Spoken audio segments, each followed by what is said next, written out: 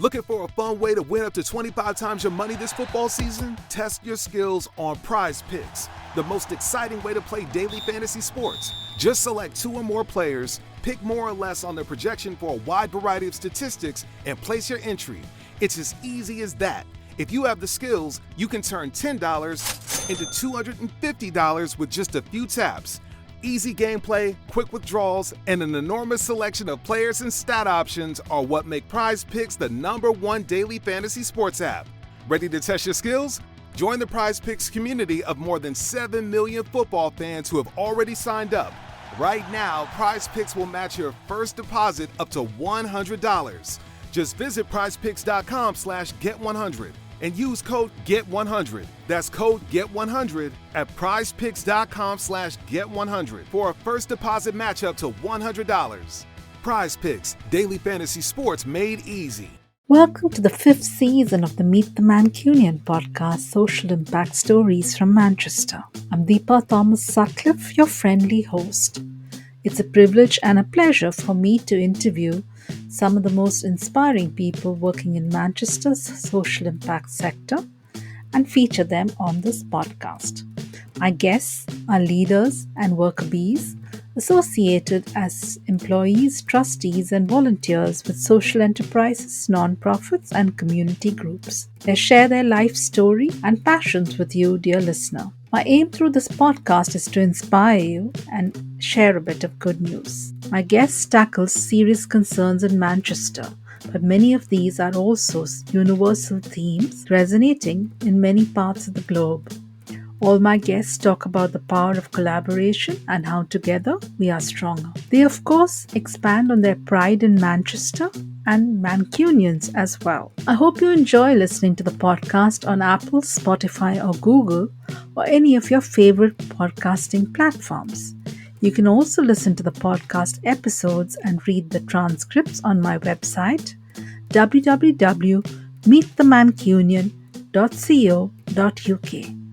If you are a new listener, you can log on to www.meetthemancunian.co.uk to listen to the first 4 seasons of the podcast and read more about my podcasting story. If you are a returning listener, welcome back. Thank you for your support. Welcome to the 4th episode of the Meet the Mancunian podcast, Season 5. Passionate about the power of stories to inspire change?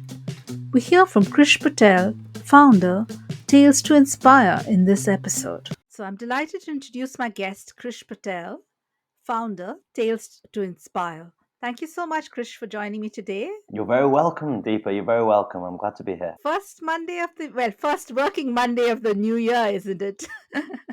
It is. And actually, it feels like that. It's the first day I've been productive since the new year. So, yeah. You had a break before that. That's nice. Well, I tried not to have a break, but it just didn't work. I just couldn't get my engine going. No, fair enough. So tell us first about your passion for the power of stories. So, stories are everything. Now, we know that stories are everything. We're told stories from the moment we come into this earth. Actually, before we come to this earth, our mother or parents, they talk to us whilst we're not even born yet. However, sometimes it sounds a little bit like it's in the clouds. It's a bit fluffy. Really, what stories brings for me is connection. All I've ever wanted to do my whole life is feel connected. Connected to my parents, connected to my family, my environment, my society, and most importantly, connected to myself. Stories brings connection. And that is why it's such a passion for me. I mean, there's so much I can go into, but hopefully we can delve a little bit into the power of stories today. Yeah, I'd love to learn more about that. So then you started Tales to Inspire, obviously connected to your passion for stories and connection. To tell us more about it and what does it do? So, Tales to Inspire was started out of an opportunity to see that I wanted to make a difference. That's it. I wanted to make a difference in this world that we live. Now, we share people's stories originally. We share people's stories to show people there's nothing we can't break through. That's what we started in 2019. And I had this ingenious idea that I would share someone's story and let's see what would happen by trying to encourage the world. And we shared it. It was a person called Danny who at the time was working for Invisible Manchester, an amazing organisation here in Manchester. And he was homeless for over 5 years. We shared his story. Is this invisible? Is this Invisible Yeah, Cities? so Invisible Manchester is a branch of Invisible Cities. Invisible Cities Okay. is in Edinburgh and York and Cardiff and all over. And Invisible Manchester is one of Yeah. those branches. And Danny was homeless for over 5 years. He overcame being homeless, and I interviewed him and shared his story. Originally, it was supposed to be an hour interview. 3.5 hours later, I was still interviewing Danny, and we wrote his story down, and we put it onto this website, Tales to Inspire. And I always put helplines at the bottom of his tale, and no other idea. Put it out there, and within one day, a young lady who was going to take her own life read Danny's story and felt encouraged, and she went and got help via one of those helplines. Wow. Within 3 days, his story had been read in 15 countries around the world, and I started to think maybe there's something with the power of stories. And ever since then, it's really grown into something huge in terms of, not huge in terms of the BBC, but huge in terms of making an impact. And now we've developed that into a social enterprise or a not-for-profit organization. Schools reached out, can you deliver workshops? Yeah. And then the corporate space, can you deliver workshops and programs? Of course we can. We've now shared the stories of over 120 ambassadors around the world. Wow. And it's been an amazing journey. Our stories have been read in 97 countries around the world and listened to on our podcast that we launched in 67 countries around the world. And it's been an amazing, amazing journey. But once again, it's not about stories specifically. It's about connection and showing people that they all have a potential to do better. Where we're at is great, but we can all do better. And that's kind of one of our philosophies. So it's grown into a team of us now, and we're making an impact in our own unique ways. And that's Tales to Inspire. It all happened because of my own suffering. I was really struggling before that, but that's kind of the journey of Tales to Inspire, where we're at, and stories and what was happening kind of came in my childhood and growing up, really. That's really interesting. And tell us more about. And the reason I asked about Danny and Invisible is because we had Lauren Rose Green on the podcast last season, and of course, she talked about Invisible Cities and the work that they were doing. So that was an interesting connection, and of course, that's how we met each other. What challenges have you faced? You referred to challenges. You said you were struggling before Tales to Inspire. Are there Mm. challenges that you've had to overcome after you started Tales to Inspire to kind of grow where you are, or anything that other guests might get, other listeners, sorry, might get inspired by and apply to their own life? If I'm going to be truthfully honest, there's been a lot of challenges. Now, on the outside, I get to do workshops and go and speak at events all the time where I'm an entrepreneur, I'm this person doing this, I'm making an impact in people's lives. It is tough. There's no word that says it is tough. And a few of the things. So if I go into my own background, my own family, I'm half English and I'm half Indian. I've been racially abused since I was 5 years old because of the color of my skin. I always identified as English, but I looked Indian. I couldn't speak Gujarati, the language that we speak, until I was older. And I've always felt like all I've ever wanted to do is fit in. That's it. And I was always told that I couldn't achieve my dreams, and self-doubt is one of the things that I have the most. People think, and Deepa, this is really important, that people think I'm this bubbly, amazing, energetic, no one can get me down. Behind closed doors, I have the most self-doubt that anyone could ever imagine, right?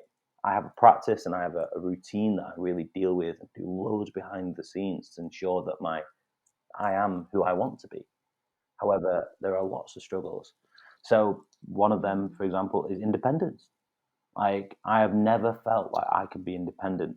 I have a social enterprise that my dad thinks is a charity. No, Dad, it's a business. Trying to be independent and not get a proper job and not do those side of things has been hard. At the age of 24, I ran 4 marathons in 4 days and went and built a schoolhouse in Uganda. And I was seen as weird. What are you doing? You're 24. Care about having a proper job, money, getting a big house, having a family, you know? And then at the age of 26, I swam 53 miles to help 36 homeless people in Manchester go from the streets into employment. And once again, I thought it would be this massive impact to help people, and people were negative towards it. Like, you need to actually get a proper job, or you need to do something that actually is not trying to be the savior of the world and all this kind of stuff. All I knew that helping people made me feel good. That is it. So why not carry on? And that's been a difficult one. Even with Tales to Inspire, we've shared stories of people, refugees, for example, and people have followed us and showed us that, no, what are you doing? Or trolled us, or made us feel really bad for, or tried to make us feel bad for that. So I think that's one of the things that's been a real challenge. Money. Why is it that if you want to do good, it's expected to be free? If you want to do good, you know what? You should get paid extra. You should get paid more because you're doing good. You know, why is it that only if we make more money, then you get paid more? Surely human happiness should be the foundation of everything. And if you're doing that, that's where things go. So when we charge schools, or we go to a corporate space and say, yeah, we're going to charge you money for this, they go, yeah, but you're a social enterprise. Shouldn't it be free? No, it shouldn't be free. Like, I'm a human. Like, you know what I mean? So there's been a lot of self-doubt where I would love to do everything for free. In the first year and a half, I did. But it's definitely been a difficult journey. And the other thing is the future. The future is a really hard thing to deal with, especially when you run your own business or you have an organization, because people always ask you, what are you going to do in the future? What's the next 5-year plan? Where's your business plan? Or what do you want to do? I have no idea. I just want to make sure there's a feeling of connection and impact in people's lives. So it's a really difficult one. But really the hardest thing, after saying all of that, the hardest thing is the person in the mirror. And that's the hardest thing to overcome, essentially. Thank you for sharing that. And both the bit about self-doubt and that confidence that we need to boost ourselves, and almost be our own believer, because other people have there's lots of naysayers out there, but at the same time, if you can find your tribe, you're very lucky, and you need to build on that. So yeah, Yeah. totally understand. And obviously many of the concerns are about how do you make a business which is actually adding value to the community, adding value to the thing. And I mean, social enterprises are not for profit, but they're not free. So totally understand that. And obviously there's a little bit of an Mhm. awareness problem, isn't it? Tell us something about the impact that you made. You talked about some of the countries you've Yeah. reached out to, but are there other ways that you've been able to dimensionalize an impact? I was very impressed with what you said with that very first story, helping a lady, a young girl, think again about taking her life and reaching out for help, because that's so important. And we've talked to people who work for suicide prevention helplines or raise funds for them, and it is a very difficult situation. um, so it's great to know about that, but is there other things you'd like to share? Yeah, so the impact side of things is something I'm really not great at in terms of a business leader, because one of the things in doing this and supporting others is capture your data, capture your data. I'm so excited about things that I never capture anything, And so in terms of impact, we've forwarded people onto over 150 support organizations and charities. Essentially, that's amazing to be able to forward people onto those after the stories Yeah. we've shared. That's huge. And like I said, thousands of people have listened to our stories or read our books that we have. We have a book as well. Um, we've raised awareness, like just simply raised awareness about organ donation, racism, homelessness, refugees, disability, adventure, entrepreneurship. Like, we've raised awareness on topics and shared the voices of people who wouldn't naturally be shared. And we Hmm. gave a platform, and it's been huge. I don't try and judge. So if someone has a viewpoint, I'm not here to say you're wrong or you're right. That's their life story. So we've given a platform for people to share their story. So that's one thing. That's the other.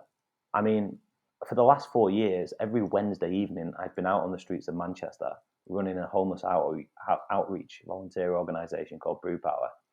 And 4 years. So that's 200 days, maybe, of going out once every week for the last 4 years, just to connect to people on the streets. And that's a personal, real big thing for me at the moment is, am I doing the right thing? I love new things, but sometimes I get stuck in a rut. So that's been a huge thing for me. So I've got so many different things going on.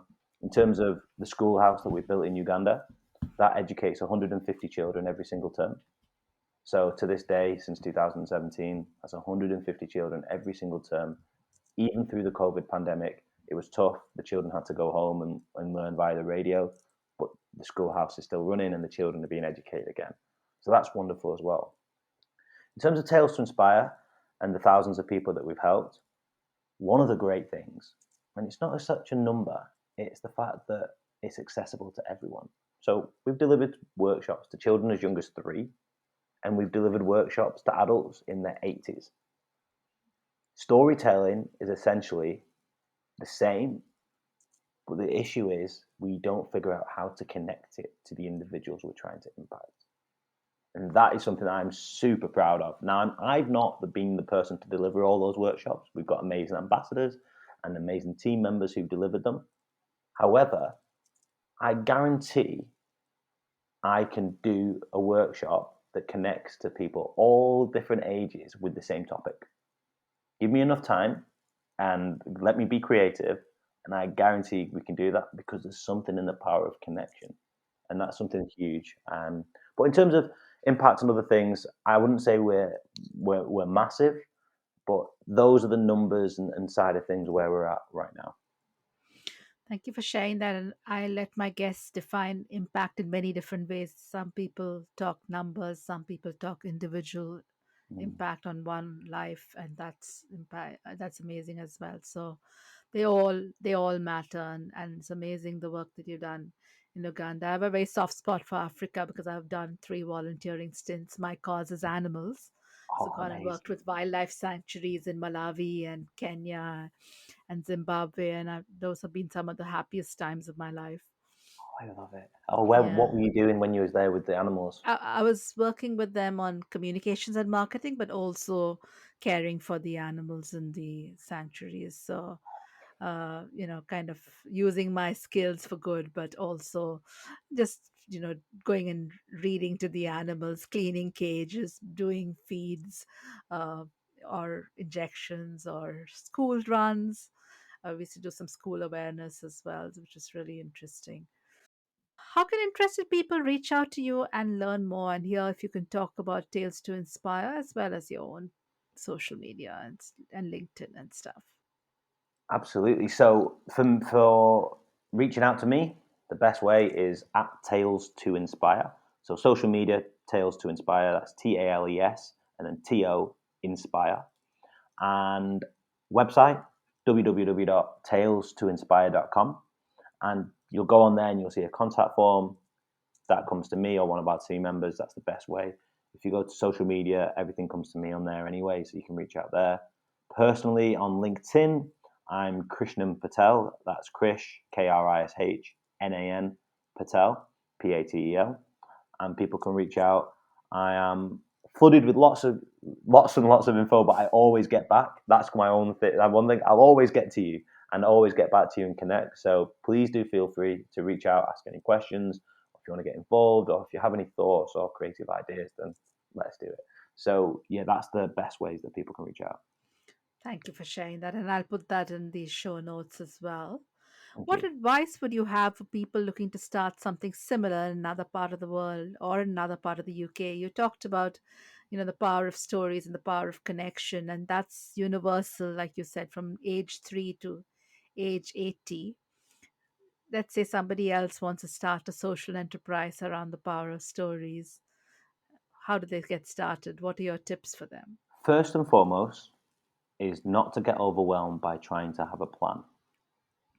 So if I tried to have a plan to start Tales to Inspire, I would never have started the first day. Because if I knew how hard this was, I would never have begun. So have a determination. So much more important than having a plan. Have a determination and let's see where that goes. Failure is when you fall off the plan. So why not just change the plan and make it more flexible? So that's one of the key things is That's really having determination. In terms of starting a storytelling business or anything like that, or even your own thing, that's it.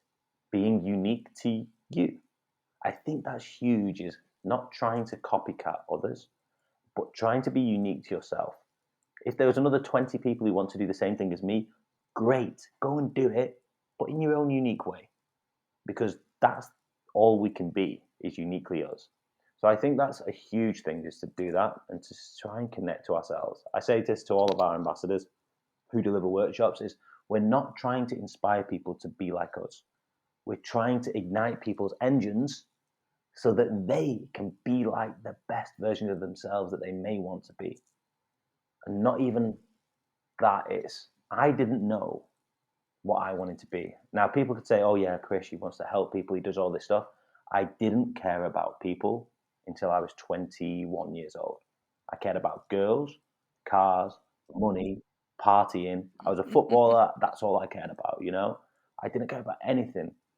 But then one person saw the potential in me when I was struggling, took me under his wing, and he changed my life forever. A person called Gabby in America. And that changed my life because he saw what I could have been. So for us, our role is to see the potential in others, but also to see the potential in ourselves. You could be the best scuba diver deeper anyone's ever seen. The issue is you've never tried scuba diving. So to really not try and put ourselves in a box, that's one of the things, the moments of advice that I would say. Yeah, I'm a storyteller, I'm a business owner, but I am so much. Sometimes I can't define that. It's hard to realize that. And this year, I'm going to offer a little tangent. This year I went to the Himalayas and I got to try and walk up to Everest Base Camp. And it was an amazing experience. Wow. Amazing experience. But before I went, I was so overwhelmed. I felt so, how do I run a business? How do I support organizations? How do I make an impact to people's lives? How do I earn enough money to live? How do I spend enough time with my girlfriend? How do I spend time with my family? I want to travel the world. How do I do that? When I went there, it made me realize that my perspective on life had been so small. Life is so huge. It's so vast. It's infinite. That is one of the things to remember, that when you're doing what you're doing, is to take the ceiling off the roof to realize how infinite you can be. And that's huge as well. So those are some of the tips that I would say.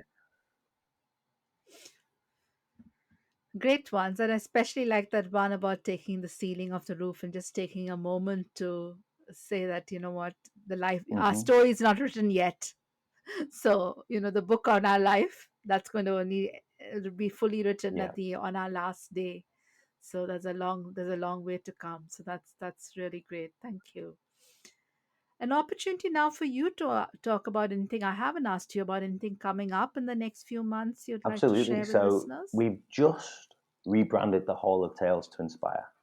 So that's our logo, our brand, our website, our everything. So we've rebranded our everything. So please go and check it out first and foremost. We have our corporate space. So we've launched our Leaders to Inspire program.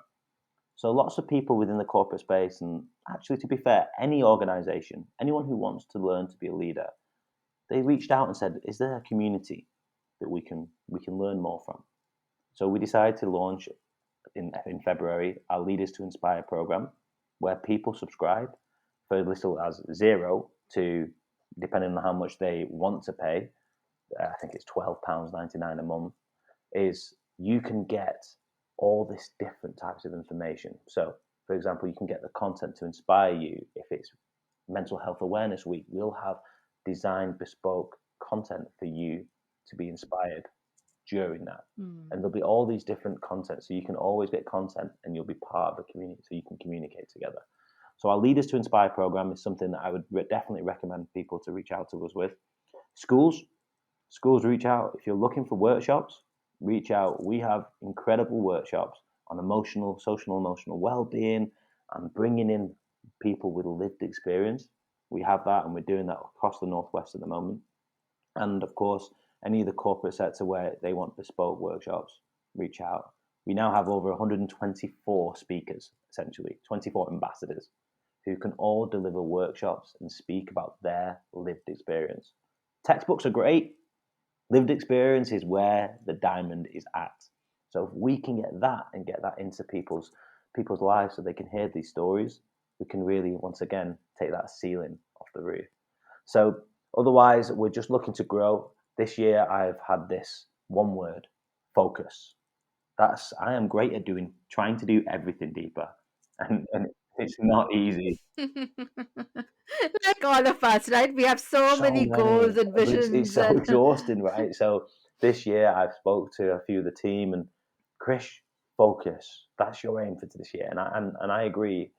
Focus is my aim. So despite me trying to do a million things, I'm going to try and focus. And schools, we have things for teachers and for adults as well, where we can support teachers. And it's just to see how we can support these people and grow.